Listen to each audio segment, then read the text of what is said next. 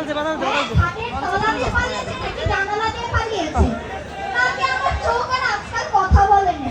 নাকি বাইরের কোচি মেয়েদের দিকে নজর দেয়?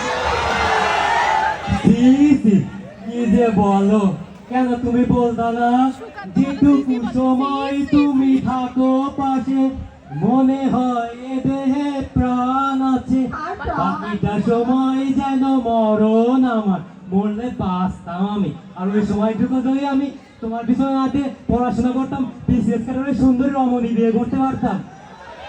পড়াশোনা বুড়ো বয়সে ভীমরতি গেল না, এখন আসলে আগের কালেই পড়েছে, একটু মডার্ন যুগে। তাহলে বোঝো তুমি কত ডাইনি ছিলে যে তরুণদের একটু শান্তিতে রাখোনি, অপেক্ষাতে পুড়িয়ে ছেড়েছে একদম। আমার রূপের আগুনে আমি ইসলামিক ইউনিভার্সিটি ক্যাম্পাসের সকল তরুণদের ধ্বংসে দিয়েছি। তোমার কোনো খবর আছে?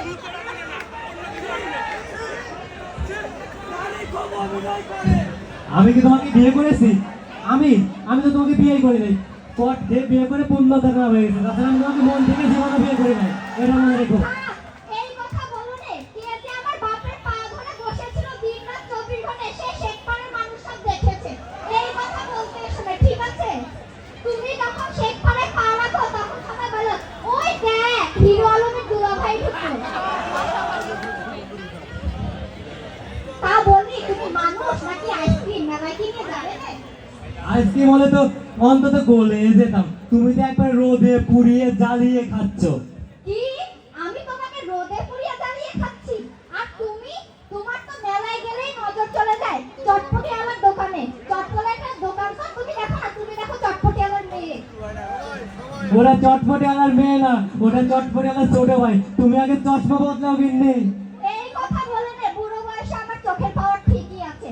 এই আমি বলে তোমার সংসার করে গেলাম, নাহলে তোমার দুই পায়েও থাকাইতাম না। আচ্ছা এখন বলো মেলায় নিয়ে যাবে কি যাবে না? যেতে পারি, একটা শর্ত আছে। কি শর্ত? মেলায় গিয়ে আমার সাথে নাচ করতে হবে।